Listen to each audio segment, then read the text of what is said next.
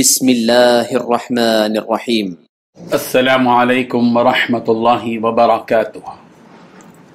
الحمد للہ وکفی وسلام علی عبادہ الذین اصطفی، اما بعد۔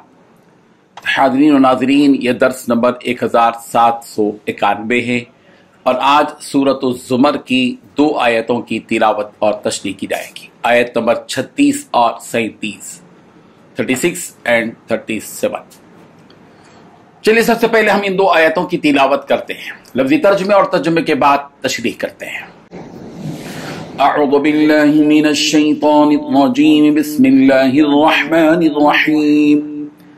الیس اللہ بکاف عبدہ ویخوفونک بالذین من دونہ ومن یضلل اللہ فما له من ہاد ومن يهد الله فما له من مضل أليس الله بعزيز ذي انتقام صدق اللہ العظیم۔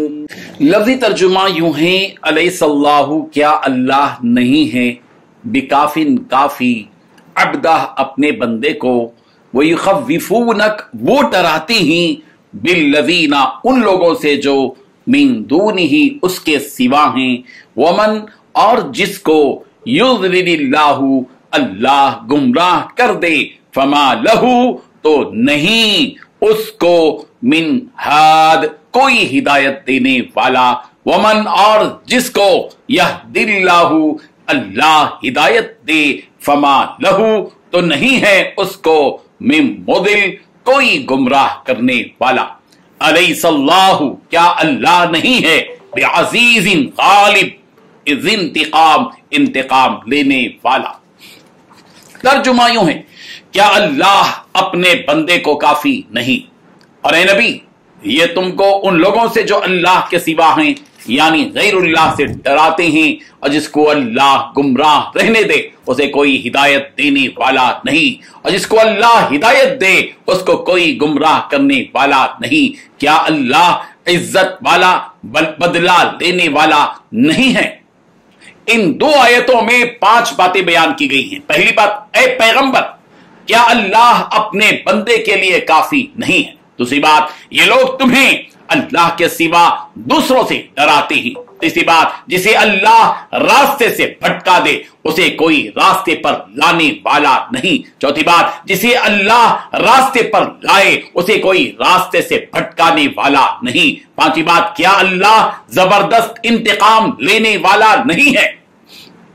بزرگان محترم، جب انسان توحید کا پیغام دوسروں تک پہنچاتا ہے تو اسے اس راستے میں بہت سی تکلیفیں اٹھانی پڑتی ہیں، حتیٰ کہ لوگ اسے جان سے مار ڈالنے کی بھی دھمکیاں دیتے ہیں، اور باطل معبودوں سے ڈراتے بھی ہیں کہ اگر تم انہیں برا کہو گے تو تمہیں فلاں فلاں مصیبت پہنچ جائے گی، وغیرہ وغیرہ۔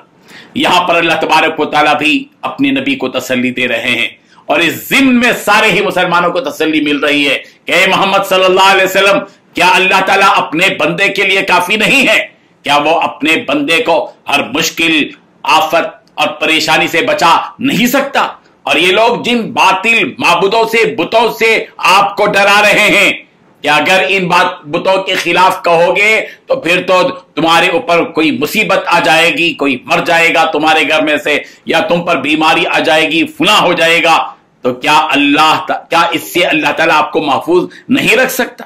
یقیناً اللہ تعالیٰ اپنے بندے کے لیے کافی ہے، اور وہ ہر نقصان اور ہر آفت سے تمہیں بچا سکتا ہے۔ لہذا آپ ان لوگوں کی باتوں سے خوف پیغمبر مت کھائیے۔ یہ لوگ جن چیزوں سے ڈراتے ہیں وہ کسی بھی چیز کو کرنے کی قدرت نہیں رکھتے، بلکہ قدرت رکھنے والی ذات تو صرف اور صرف ایک اللہ کی ہے۔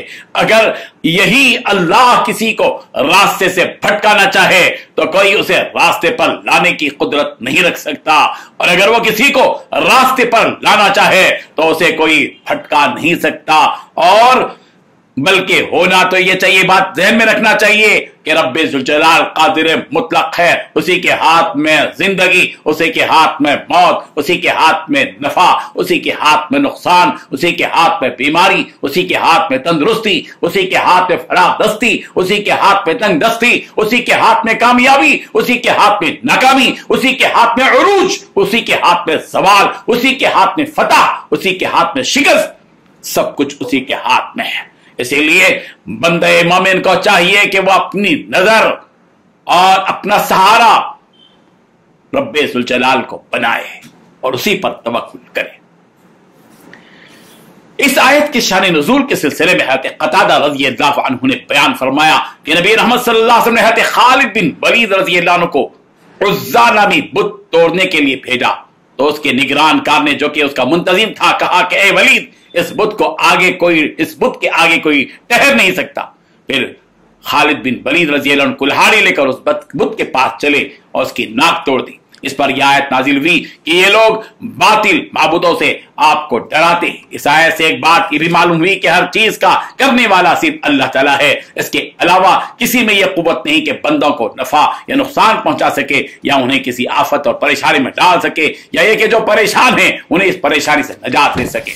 اور رب ذوالجلال ہی کے ہاتھ میں ساری قدرت ہے، اس کے علاوہ کسی کے ہاتھ میں قدرت و طاقت نہیں۔ مگر آج کچھ کم علم مسلمان ایسے بھی ہیں، جب انہیں کسی پریشانی نے گھیر لیا تو فوراً کسی اولیاء اللہ کی درگاہ پر جا کر ان سے التجا کرتے ہیں، منتیں سماجھتے ہیں، ان کی قبروں پر کرنے لگتے ہیں، جبکہ اللہ تبارک و تعالیٰ صاف فرما رہے ہیں کہ الیس اللہ بکاف عبدہ، کیا اللہ اپنے بندے کے لیے کافی نہیں ہے کہ ضرورت پڑ رہی ہے کہ اللہ کے علاوہ کسی اور کے پاس جائیں؟ ایسا کون سا کام ہے جو اللہ اپنے بندے کے حق میں نہیں کر سکتا، جس کی وجہ سے تمہیں اوروں کے در پر جانا پڑے؟ جو اور ہیں وہ سب اسی کے پاس جاتے، اسی سے مانگتے تھے۔ ان کی زندگی کا مقصد سارے انبیاء، سارے رسول، سارے اولیاء، سارے صحابہ، سارے تابعین، سارے تبع تابعین، سارے اسلاف، سارے کے سارے وہ لوگ جو ہم سے پہلے پکے مسلمان گزرے ہیں، انہوں نے صرف اور صرف ایک اللہ سے مانگا ہے۔